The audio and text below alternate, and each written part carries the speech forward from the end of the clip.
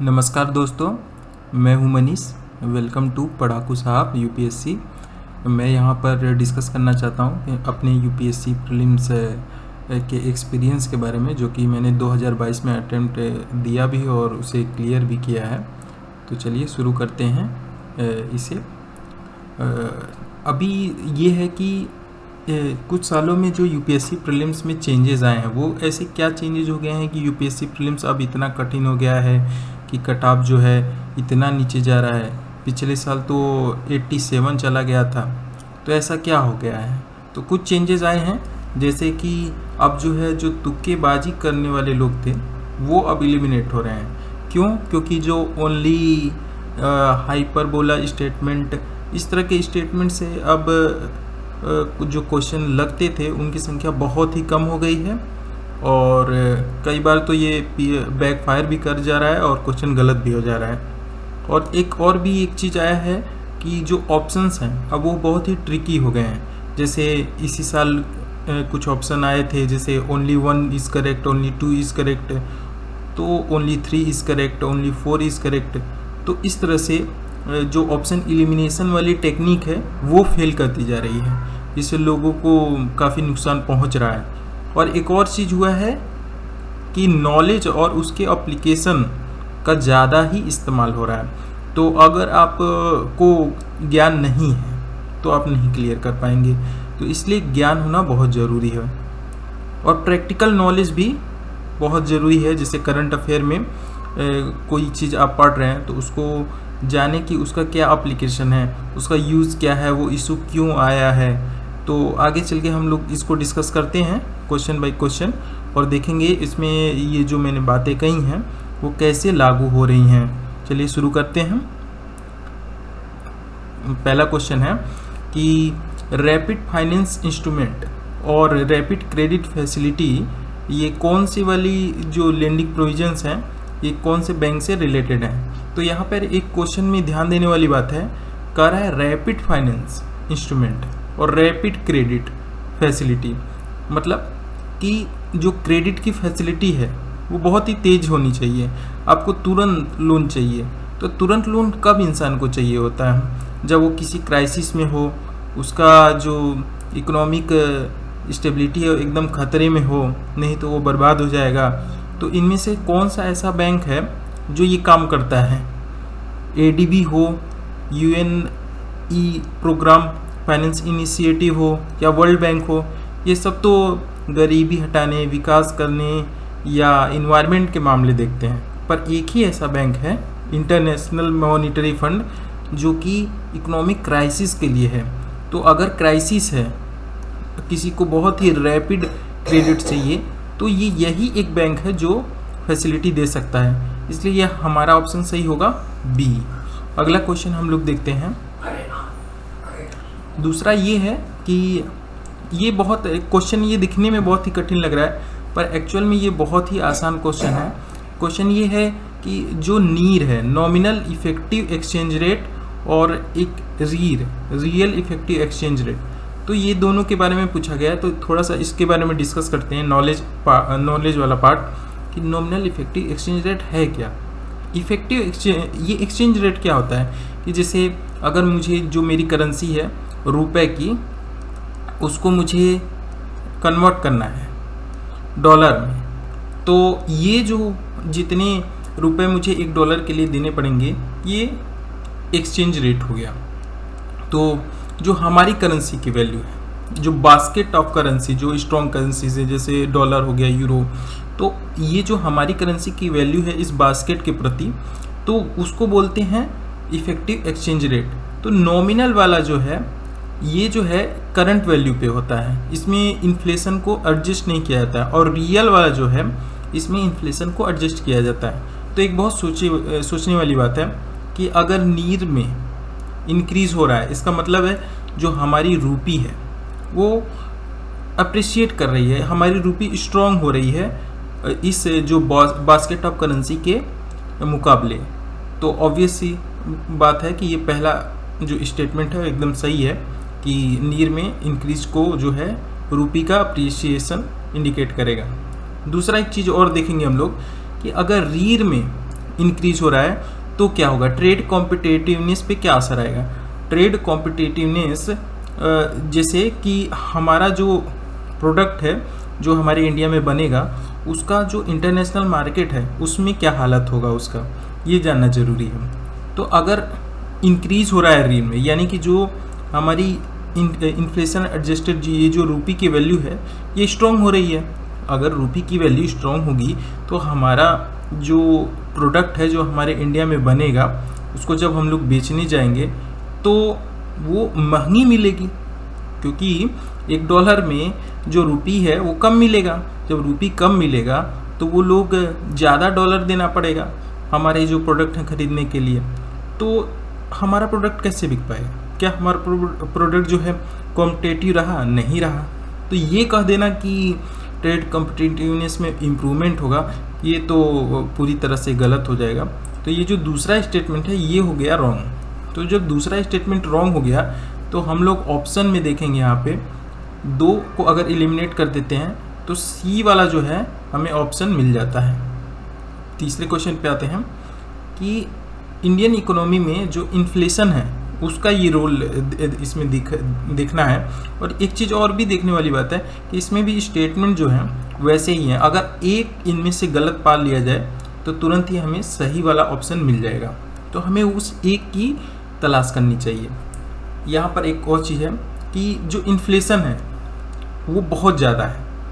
इसका मतलब क्या है कि मनी सप्लाई बहुत ज़्यादा है।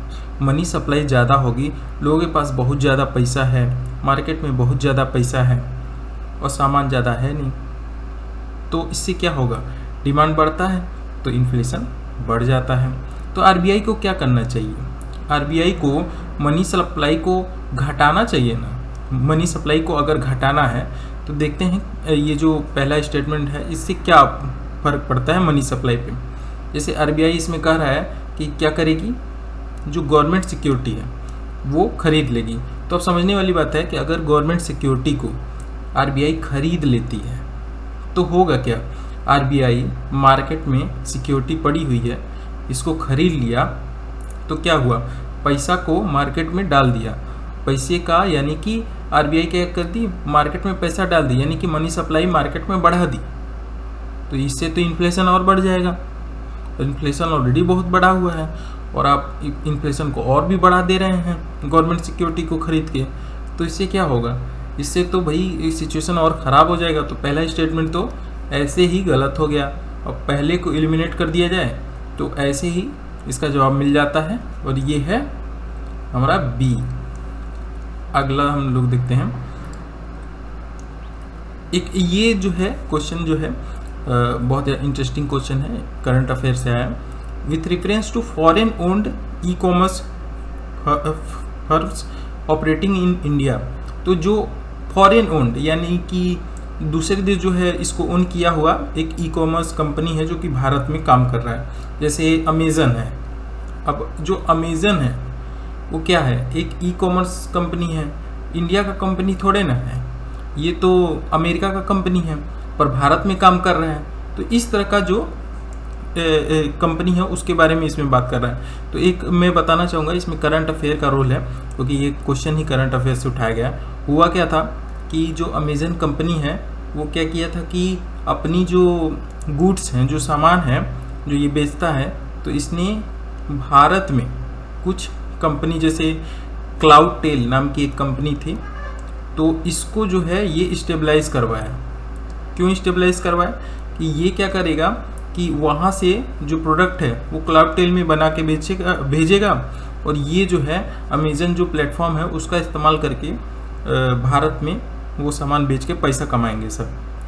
तो इससे क्या होगा, इससे तो ये गड़बड़ हो गया ना, क्योंकि अमेज़न का ऐप है तो अमेज़न को पता है कि कौन सा कंज्यूमर क्या चाहता है, कितने पैसे में चाहता है, क्या डिज़ाइन चाहता है।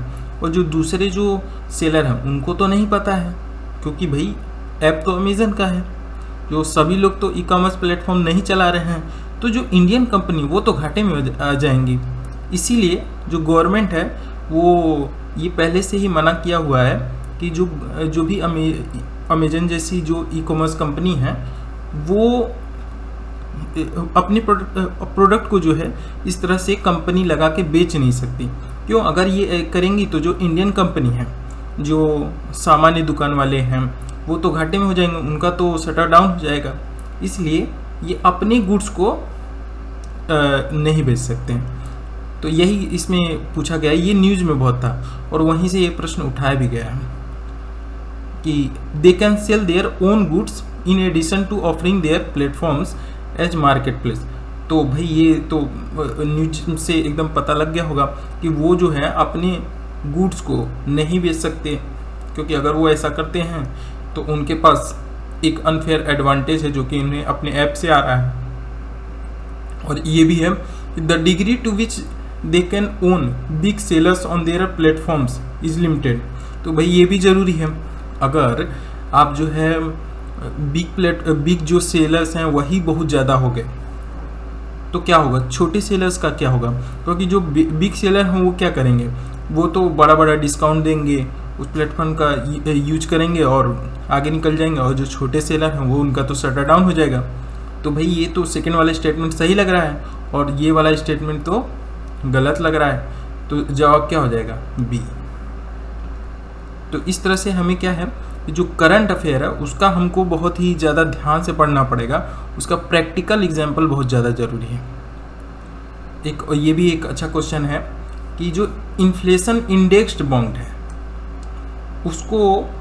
उसके एडवांटेज जो है पूछ रहा है इसमें।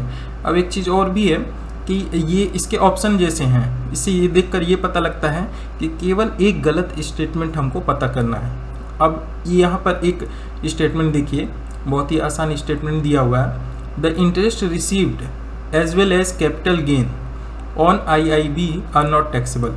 भाई कोई भी बॉन्ड अगर आप खरीदते हैं, आपको कैपिटल गेन हो रहा है, और यानी कि जो बॉन्ड पे आप पैसा लगाए हैं उससे आपको काफ़ी पैसा आप कमाए हैं, तो सीधी सी बात है वो उस पर इनकम क्यों नहीं लगेगा, उस पर ज़रूर टैक्स देना पड़ेगा, क्योंकि आपकी इनकम बढ़ रही है। आप कोई देश सेवा थोड़े न कर रहे हैं बॉन्ड खरीद के, आप तो अपना पैसा बढ़ा रहे हैं। तो ये स्टेटमेंट तो ऐसे ही गलत हो गया, क्योंकि तो इससे साफ पता चलता है कौन सा स्टेटमेंट सही है, 1 और 2।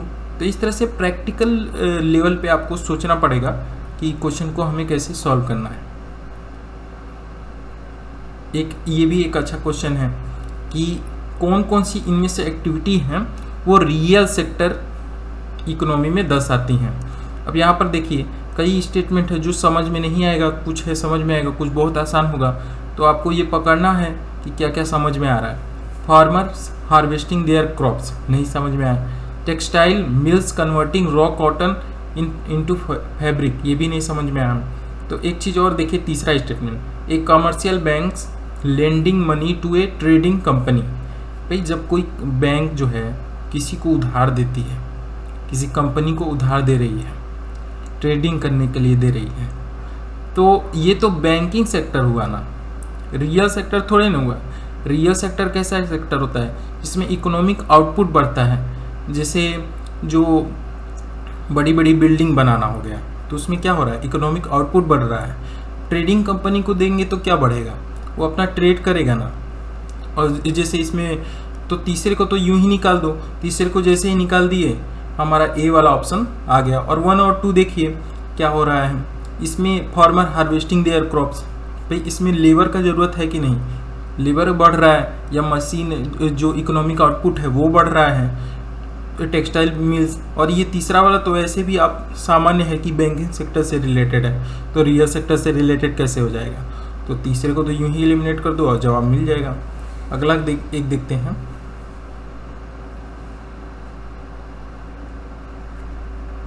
हाँ यहाँ पर एक और है, बहुत ही बेसिक से एक क्वेश्चन उठाया गया है कि जो एक्सपेंडिचर है कोई कंपनी या ऑर्गेनाइजेशन करती है तो वो उसको क्या बोलेंगे। तो एक चीज़ आपको पता होना चाहिए, एक होता है रेवेन्यू एक्सपेंडिचर। रेवेन्यू एक्सपेंडिचर किसको बोलते हैं, जैसे इसमें कुछ आपका गेन नहीं होता है, ये आपके सर्वाइवल के लिए ज़रूरी है। जैसे कोई कंपनी है तो उसमें अगर उसको इलेक्ट्रिसिटी चाहिए, इलेक्ट्रिसिटी तो चाहिए ही ना, नहीं तो वो कैसे सर्वाइव कर पाएगा, उसकी कंपनी नहीं चल पाएगी।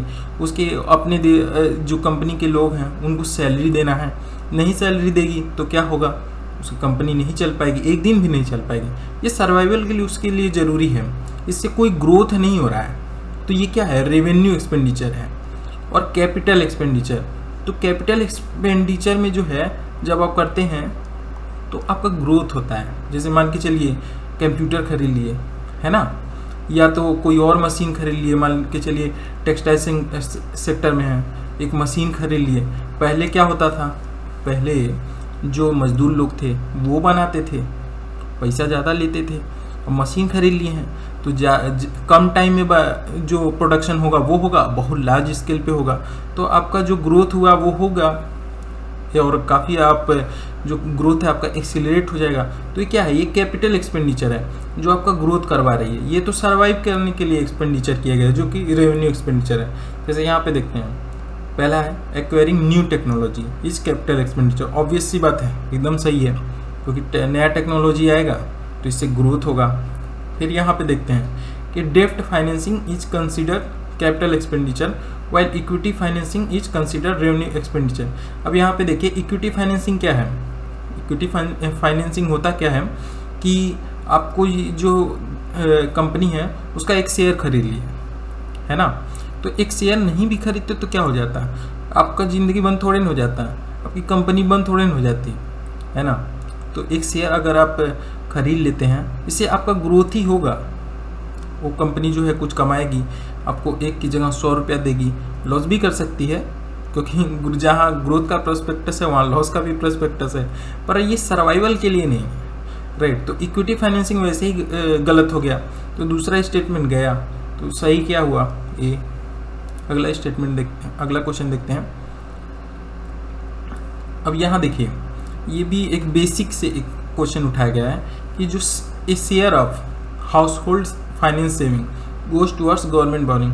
भाई जो गवर्नमेंट बोरोइंग है, गवर्नमेंट जो बोरो करती है और उसके बाद जो भी इकोनॉमी में करना होता है करती है, पैसे कहाँ से आते हैं भाई, जो बॉन्ड है वो बॉन्ड इशू करती है मार्केट में, या कुछ टैक्स लगाएगी, कुछ तो करेगी, तभी तो पैसा आएगा।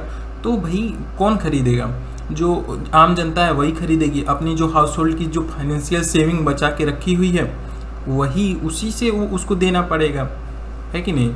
अगर उसका इस्तेमाल करेगी, बॉन्ड खरीदेगी गवर्नमेंट का, तो गवर्नमेंट जो है पैसा पाएगा। तो अल्टीमेटली ये क्या कहना चाह रहा है कि जो हाउस होल्ड सेविंग है वो कहाँ जा रहा है, गवर्नमेंट बोरोइंग की तरफ जा रहा है। तो ये स्टेटमेंट एकदम आसान है, एकदम सरल है। Dated security issued at market related rates in auction firm is a large component of internal debt। अब ये भी देखिए, ये थोड़ा सा पढ़ने वाली बात है कि डेटेड सिक्योरिटी जो है सेंट्रल गवर्नमेंट और स्टेट गवर्नमेंट दोनों इशू करते हैं। तो ये क्या है, डेटेड सिक्योरिटी एक तरह का बॉन्ड है।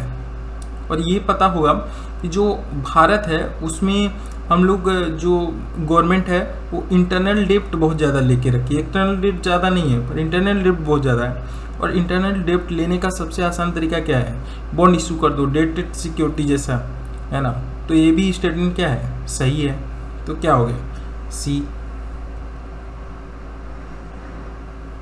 अब ये देखिए, ये क्वेश्चन थोड़ा सा ट्रिकी है और इसको हम लोग देखेंगे सामान्य जो हमारा करंट अफेयर का ज्ञान है उसी से हम इसे सॉल्व करेंगे। पहला तो ऐसे ही पढ़ने लायक ही नहीं लग रहा है ना, पता नहीं क्या ही दिया हुआ है। दूसरा देखते हैं कि जो कॉन्स्टिट्यूशन ऑफ इंडिया है उसने इम्पावर किया है सुप्रीम कोर्ट और हाई कोर्ट कि दोनों जो है अगर अपने अपने कोर्ट के कंटेम्प्ट के लिए किसी को पनिश कर सकते हैं। तो ये भी अभी पता नहीं है ना। Constitution of India defines civil contempt and criminal contempt. तो एक चीज़ और यहाँ पे देखने वाली बात है, एक न्यूज़ में बहुत ज़्यादा रहता है कि कंटेम्प्ट ऑफ कोर्ट एक्ट, है ना। ये प्रशांत भूषण वाले जो केस है उसमें भी उन पे ये लगाया गया था कंटेम्प्ट ऑफ कोर्ट। ये एक एक्ट है, अब समझने वाली बात है। इस एक्ट को अब थोड़ा सा देखेंगे तो इसमें कंटेम्प्ट को जो है डिफाइन किया गया है। भाई एक्ट में डिफाइन क्यों किया गया है, कॉन्स्टिट्यूशन में डिफाइन किया गया होता तो एक्ट में डिफाइन करता है, नहीं करता। तो यानी कि ये स्टेटमेंट क्या है, ये सही नहीं है। और चौथा देखते हैं कि parliament is vested with the power to make laws on contempt of court. भाई पार्लियामेंट के पास पावर नहीं होती है कानून बनाने की कंटेम्प्ट ऑफ कोर्ट पे, तो ये कानून कौन बनाया? पार्लियामेंट ही तो बनाई है। तो यानी कि चौथा स्टेटमेंट सही होना चाहिए और तीसरा नहीं सही होना चाहिए। तो अब आराम से आपको मिल गया कि ये बी वाला जो है यही है। और एक चीज़ और भी देखते हैं, ये क्वेश्चन थोड़ा सा नॉलेज बेस्ड है कि गवर्नमेंट लॉ ऑफिसर और लीगल फर्म है उनको तो एडवोकेट की तरह रिकॉग्नाइज किया गया है, पर जो कॉर्पोरेट लॉयर हैं और पेटेंट अटॉर्नी हैं उनको एक्सक्लूड किया गया है एडवोकेट की तरह से रिकॉग्नाइज करने से। अब सोचने वाली बात है, एडवोकेट कौन होता है? एडवोकेट उसी को कहते हैं जैसे जो दलील देता है कोर्ट में जाके, है ना। तो ये जो लॉयर हैं, कॉर्पोरेट लॉयर्स हैं, भाई कॉर्पोरेट जो भी केस फंसता है तो किससे लड़े, वो कैसे अपना पक्ष रखेगा अगर कॉर्पोरेट लॉयर को जो है आप एडवोकेट नहीं मानेंगे? आखिर में वो सरकारी ऑफिसर से को तो हायर नहीं करेगा, अपना जो कॉर्पोरेट में जो काम करते हैं जिसको हायर किया है उन्हीं लॉयर से अपना केस लड़वाएगा। तो और ये हमने सुना भी है कि भाई वो केस लड़ते हैं और कॉर्पोरेट इसीलिए तो मजबूत होती है। तो ये कह देना कि वो एडवोकेट का रिकॉग्निशन उनके पास होगा ही नहीं, तो भाई एडवोकेट का रिकॉग्निशन नहीं है तो लड़ते कैसे हैं? होगा तभी तो लड़ते हैं। तो ये स्टेटमेंट तो ऐसे ही गलत हो गया। और दूसरा ये है कि बार काउंसिल जो है उसके पास पावर है कि वो जो भी रूल्स हैं लीगल एजुकेशन या रिकॉग्निशन ऑफ लॉ कॉलेज ये सब ये सेट करते हैं। तो ये एक इंटरेस्टिंग बात है, आपने सुना भी होगा मूवीज़ में जैसे जॉली एलएलबी में, तो उसमें क्या होता है कि वो कहते हैं सब कि जो भी एडवोकेट है वो ज़्यादा हल्ला मत करो नहीं तो आपका जो बीसीआई का जो भी आपका लाइसेंस होगा कैंसिल कर दिया जाएगा। वो ऐसा क्यों कहते हैं?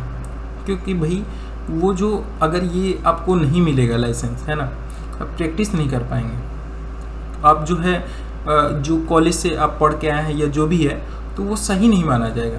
तो ये कुछ कर रही होगी तभी तो है, तो बार काउंसिल हो गया। तो ये बी वाला जो है यहाँ पे ज़्यादा सही लगा है। अब एक चीज़ और भी देखते हैं कि यहाँ पे एक इस क्वेश्चन में एक बहुत अच्छा बात हम बताएंगे आपको। एक पहला स्टेटमेंट पढ़ते हैं, a bill amending the constitution require a prior recommendation of the president of India. देखिए यहाँ पे क्या कह रहा है कि ये जो भी कॉन्स्टिट्यूशन को अमेंड करना है, राइट, तो उस वाले जो बिल है उसमें प्रेसिडेंट ऑफ इंडिया का रिकमेंडेशन का अगर आप प्रस्तुत करना चाहते हैं इस बिल को पार्लियामेंट में, तो उससे पहले आपको प्रेसिडेंट ऑफ इंडिया के पास भेजना पड़ेगा कि भाई वो रिकमेंड करें कि हाँ ये बिल प्रस्तुत होना चाहिए, नहीं तो रिकमेंड नहीं होगा। तो क्या ये सही है कि नहीं?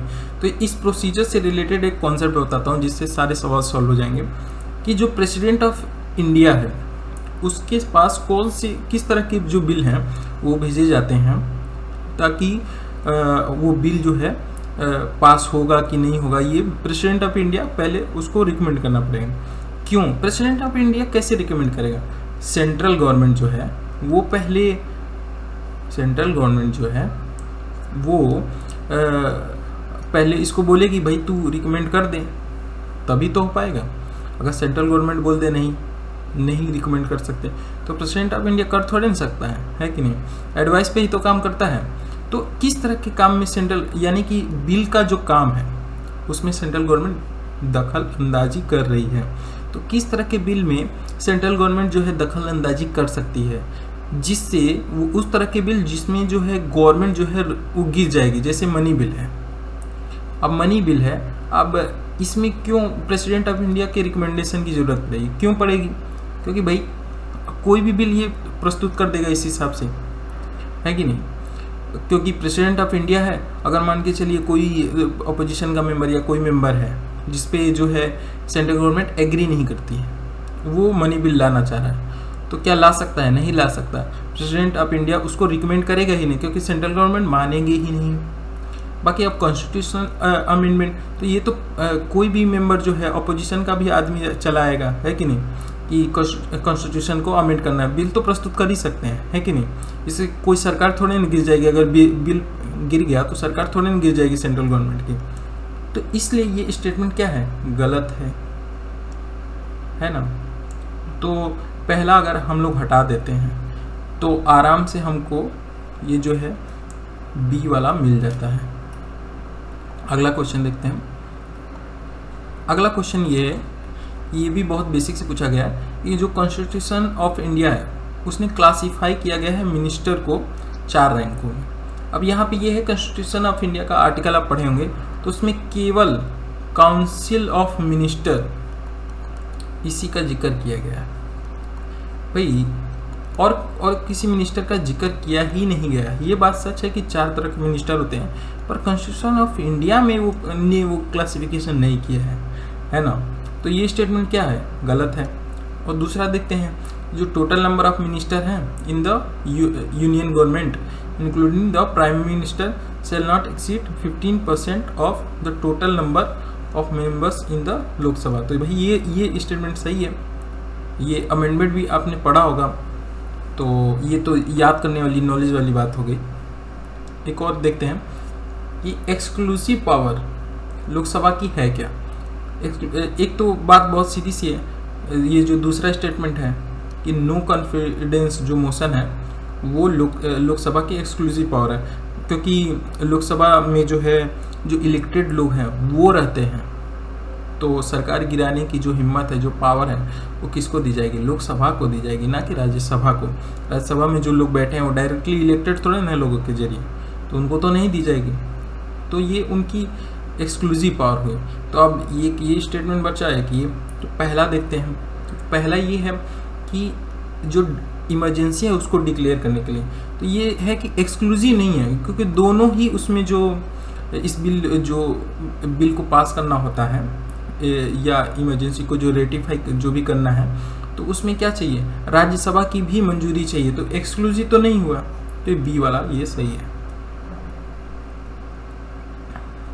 अब यहाँ एक और, ये जो है काफ़ी न्यूज में रहता है, वहीं से एक क्वेश्चन उठाया गया है कि एंटी डिफेक्शन लॉ, इसमें एक प्रोविज़न ये है कि अगर जो नॉमिनेटेड मेंबर है 6 महीना के पहले जब ये नॉमिनेटेड होते हैं, तो उससे 6 महीने के अंदर अगर किसी पार्टी को ज्वाइन कर लेते हैं तो उन पे एंटी डिफेक्शन लॉ नहीं लगेगा। उसके एंटी डिफेक्शन लॉ के तहत वो डिफेक्ट नहीं होंगे।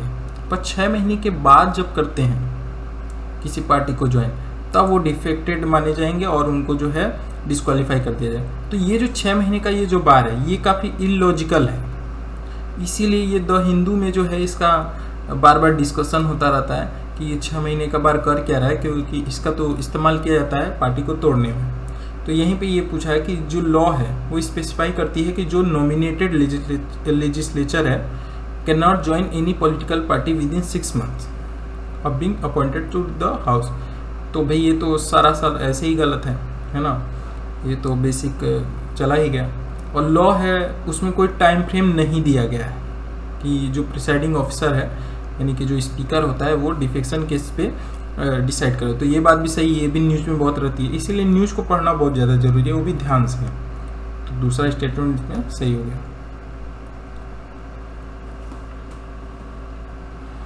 अटॉर्नी जनरल, अब ये वाला आते हैं, जो अटॉर्नी जनरल और सॉलिसिटर जनरल है, ये ओनली ऑफिसर ऑफ गवर्नमेंट हैं जो कि अलाउड हैं पार्लियामेंट की जो मीटिंग्स हुआ उसमें बैठने के लिए।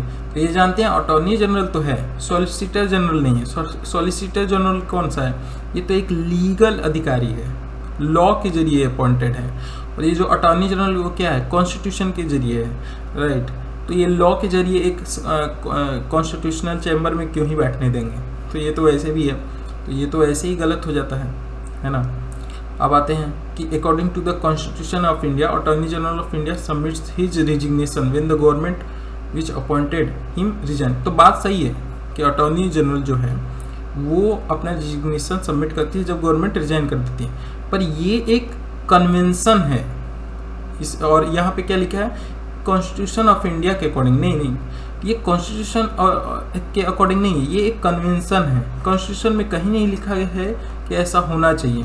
तो ये स्टेटमेंट यहाँ तक सब सही तो है, पर ये कॉन्स्टिट्यूशन ऑफ इंडिया के तहत नहीं है, इसलिए ये स्टेटमेंट गलत हो जाता है। इसलिए कौन सा सही है, डी।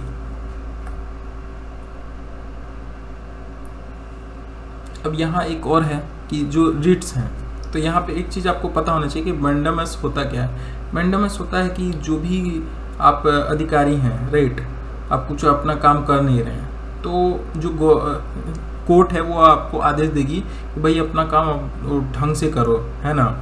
अब यहाँ पे ऑप्शन देखिए तो इसमें फिर से आपको एक ऐसा इन तीनों में छांटना है जो कि गलत हो, तुरंत आपको ऑप्शन मिल जाएगा। तो दूसरा यहाँ पे देखेंगे, बहुत ही आसान है कि जो मैंडामस है will not lie against A company even though it may be A government company. भाई गवर्नमेंट कंपनी अगर है तो उसको कोर्ट आदेश नहीं दे सकती। ऐसा हो सकता है क्या? गवर्नमेंट में कोई आदमी अच्छे से काम नहीं कर रहा है और उसको जो है कोर्ट बोल ही ना पाए, भाई तो ये रिट काम किसका हुआ? ये तो किसी काम का नहीं हुआ। तो ये तो दूसरा तो अपने आप ही गलत हो जाएगा, कॉमन सेंस वाली बात हो गई। तो यहाँ पे सही कौन हुआ? सी वाला। अब ये देखते हैं, ये थोड़ा सा तुक्काबाजी वाला क्वेश्चन है कि आयुष्मान भारत डिजिटल मिशन, तो ये इससे रिलेटेड कौन से स्टेटमेंट सही हैं? यहाँ देखिए, जो प्राइवेट और पब्लिक हॉस्पिटल है मस्ट अडॉप्ट इट। भाई कोई प्राइवेट हॉस्पिटल आप देखें जिनको अडॉप्ट करना ही है, राइट। और ये दूसरा देखिए, तो ये तो भाई मस्ट थोड़ा ठीक नहीं लग रहा है, क्योंकि प्राइवेट हॉस्पिटल को ऐसे फोर्स तो नहीं कर सकते। और दूसरा ये है, as it aims to achieve universal health coverage every citizen of India should be part of it immediately ultimately. भाई हर सिटीजन ऑफ इंडिया 130 करोड़ से ज़्यादा लोगों का देश है, ये तो बहुत मुश्किल बात हो गया, है ना। तो दूसरा भी ठीक नहीं लग रहा। तीसरा है, it has seamless portability across the country. Digital है तो पोर्टेबल तो होगा ही, एक जगह से दूसरे जगह ले जाना ये कोई मतलब कठिन काम तो नहीं है। तो तीसरा तो ठीक लग रहा है, तो तीसरा सही होना चाहिए और पहला दूसरा तो ठीक नहीं लग रहा है ना। तो कौन सा स्टेटमेंट सही हुआ? बी। अब ये देखते हैं, डिप्यूटी स्पीकर ऑफ लोकसभा। तो यहाँ पर ये देखने वाली बात है, स्टेटमेंट जिस तरह से दिया हुआ है एक एक करके पढ़ते हैं। As per rules of procedure and conduct of business in Lok Sabha the election of deputy speaker shall be held on such date as the speaker may fix. अब देखने वाली बात है कि स्पीकर जो जिस डेट पे डिसाइड करेगा उस पर डिप्यूटी स्पीकर का इलेक्शन लिया जाएगा। स्पीकर कौन है? स्पीकर जो लोकसभा चैम्बर है उसका एक तरह से हेड होता है, एक तो उसका चेयरमैन है। भाई वही ना डिसाइड करेगा कि स्पीकर जो लोकसभा है उसमें क्या होगा, कब होगा, किस दिन होगा।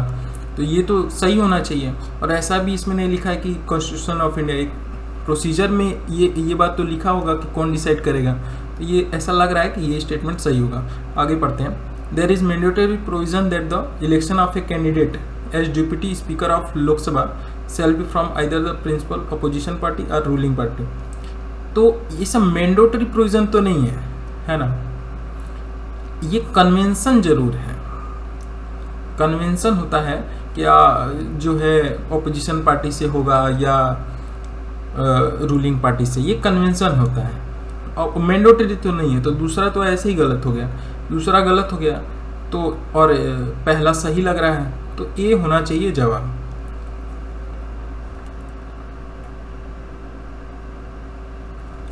इसमें देखते हैं कि जो भी क्रॉप्स है उनमें से हमको ये बताना है कि कौन है जो जिसमें एंथ्रोपोजेनिक सोर्स, जैसे मीथेन हो गया, नाइट्रस ऑक्साइड हो गया, वो ज़्यादा इमिशन करता है। तो नाइट्रस ऑक्साइड कहाँ से निकल जा सकता है? यूरिया से, एक नाइट्रोजन फर्टिलाइज़र है उससे निकल सकता है।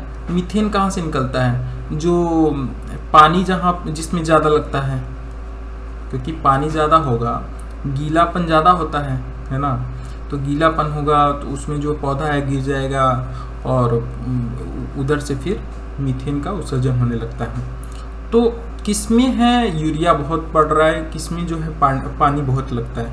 ये राइस है, राइस में पानी बहुत लगता है, राइस में यूरिया भी बहुत लगता है। और ये जो है हमारे यहाँ जो है बहुत ज़्यादा एंथ्रोपोजेनिक सोर्स है जो इन चीज़ों का है करता है, क्योंकि राइस का जो खेती है वो भी बहुत ज़्यादा भारत में होता है, तो उसी से ये इमिशन ज़्यादा होगा, है ना। अब ये एक चीज़ और देखते हैं, राइस से ही ये रिलेटेड है कि system of rice intensification of cultivation in which alternative waiting and drying of rice field is practice. तो पहले तो उसको सूखा कर देना है उस फील्ड को, फिर उसमें क्या करना है, हमको पानी डालना है। अल्टरनेटिव, पहले सूखा फिर पानी डालो। फिर सूखा, फिर पानी डालो, राइट। तो इससे क्या होगा, रिड्यूस्ड सीड रिक्वायरमेंट, क्योंकि भाई जब जो करंट प्रैक्टिस है उसमें क्या किया जाता है, जो फील्ड है उसमें एक ही बार पानी डाल दो। तो ये जो फ्लड वाला जो सिस्टम है ना, जिसमें ढेर सारा पानी डाल दिया जाता है खेत में चावल के, तो इससे होता क्या है, बहुत सारा ये जो बीज है वो ख़राब हो जाता है। तो इस वाले सिस्टम में क्या होगा, फ्लडिंग तो नहीं हो रही, तो सीड जो है वो तो कम डालना पड़ेगा ना, ये तो सही लग रहा है। और पानी जब इसमें कम अल्टरनेट होने की वजह से फ्लडिंग नहीं हो रही है, तो पानी कम लग रहा है, और पानी कम लगेगा तो मीथेन कम निकलेगा। और सीधी सी बात है, पानी कम लग रहा है, पंप सेट का कम इस्तेमाल करोगे तो इलेक्ट्रिसिटी का कंजम्पशन भी कम हो जाएगा। तो डी ऑप्शन सही होगा। और एक चीज़ ये भी है, मोनाजाइट। तो मोनाजाइट ये भी काफ़ी न्यूज़ में था, क्योंकि ये जो थोरियम है, भारत में सबसे ज़्यादा थोरियम का हमारे पास रिजर्व है ना। तो इस वजह से ये न्यूज़ में था। और ये किस में पाया जाता है, मोनाजाइट जो ये चीज़ है, ये जो है तमिलनाडु में काफ़ी है, तो उसमें जो है थोरियम हमको मिलता है। तो ये सोर्स ऑफ रेयर अर्थ है, बात एकदम सही है भाई। थोरियम क्या है, एक रेयर अर्थ है।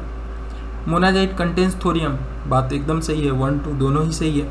Monazite occurs naturally in the entire Indian coastal Sands, right. Gujarat में थोड़ा नहीं पाया जाता, ये तो तमिलनाडु में ही ज़्यादा होता है, और बाकी पूरा जो इंडिया का ऐसा कोस्ट है हर जगह तो नहीं होता है ना। तो तीसरा तो अपने आप गलत हो गया, तो बी जो है सही है। अब ये एक डाला हूँ क्योंकि ये जो है न्यूज़ में बहुत था, वेब 3.0, तो ये इसलिए डाला हूँ ताकि आपको पता चले कि न्यूज़ कितना इम्पोर्टेंट है, वो स्पेशली जो साइंस एंड टेक से है, राइट। तो वेब 3.0 है क्या, तो ये जानते हैं पहले होता क्या है ये, कि जैसे अभी यूट्यूब है, राइट, जिस पे हम लोग ये वीडियो देख रहे हैं, इसमें होता क्या है, कई क्रिएटर होते हैं, राइट। और इन सभी का जो डाटा है, हमारा आपका सब डाटा है किसके पास, ये डाटा है यूट्यूब के जो मालिक हैं, गूगल वाले के पास सारा डाटा है। तो एक जगह पे डाटा इकट्ठा हो गया है, हम सभी को सब क्या करेंगे, हमारा डाटा वो जैसे चाहे वैसे इस्तेमाल करेंगे। तो ये 3.0 एक सिस्टम है, इसमें डाटा के किसी के पास रहेगा नहीं, सभी अपने डाटा के मालिक होंगे। हम आप अपने डाटा के, आप अपने डाटा के, राइट। इसमें कोई तीसरा इस तरह गूगल जैसा अथॉरिटी होगा ही नहीं। तो हम लोग क्या करेंगे, अपना डाटा खुद कंट्रोल करेंगे। और इसमें ये किया कैसे जाएगा, क्रिप्टो जैसे जो बिटकॉइन है वो किस पे रहता है, ब्लॉकचेन टेक्नोलॉजी पे। तो ब्लॉकचेन टेक्नोलॉजी के जरिए से ही ये किया जाएगा, राइट। तो पहला तो ऐसे ही सही हो गया, क्योंकि ये लोगों को अपना डाटा कंट्रोल करने का इजाज़त देता है। और दूसरा क्या हो गया, दूसरा की है कि ब्लॉकचेन पे आधारित, तो बिल्कुल ब्लॉकचेन पे आधारित है। तीसरा क्या है, ये बाय यूजर्स ऑपरेट किया जाएगा, राइट। कोई कॉरपोरेशन इसको रन नहीं करेगा, जैसे गूगल जैसा कोई इसमें अथॉरिटी रहेगा नहीं। तो डी तो ऐसे ही सही हो गया, है ना। तो ये है कि आपको क्या है ना, करंट अफेयर बहुत ही ध्यान से देखना चाहिए। अब ये है, ये भी करंट अफेयर से ही लिया गया है कि क्यूबिट किस में है ना, इसीलिए डाला हूँ ताकि पता चले कि करंट अफेयर कितना इंपॉर्टेंट है। तो क्वांटम कंप्यूटिंग, ये नहीं पढ़ा जो होगा तो वो मोस्ट प्रोबेबली वो गलत कर जाएगा।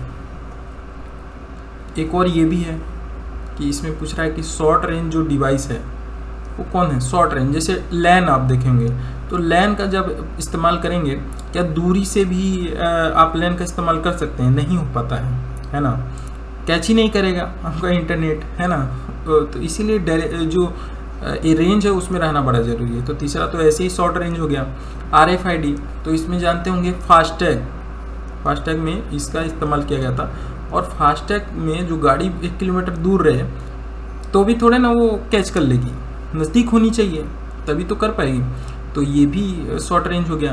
तो 2 3 तो ऐसे ही, अगर आप प्रैक्टिकल एप्लीकेशन जानते हैं तो ऐसे ही पता कर सकते हैं। और पहले का तो सोचना पड़ेगा, वैसे हो सकता है क्लोज्ड सर्किट है ना, तो शॉर्ट रेंज होना चाहिए। तो ये वैसे तो इसका जवाब डी है।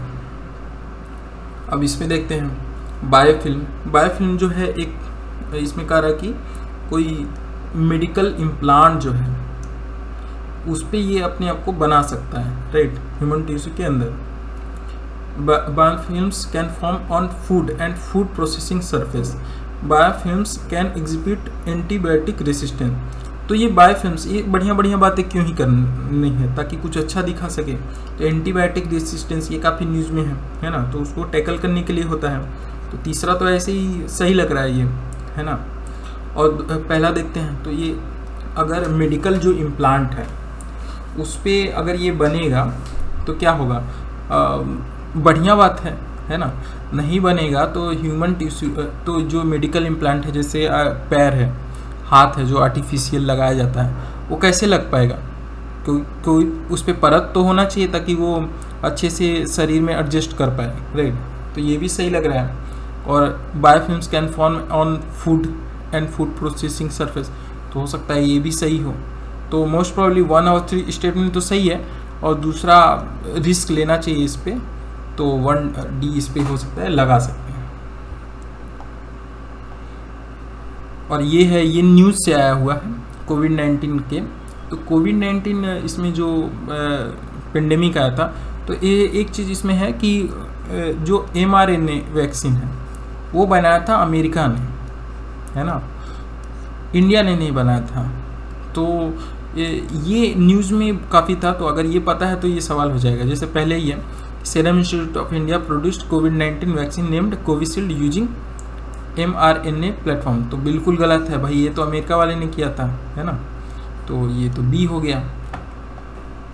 इस तरह हम लोग को जो पार्ट 1 है उसको डिस्कस कर लिए हैं, और आगे अभी और भी कई क्वेश्चन बाकी हैं, तो उसको हम लोग डिस्कशन करेंगे।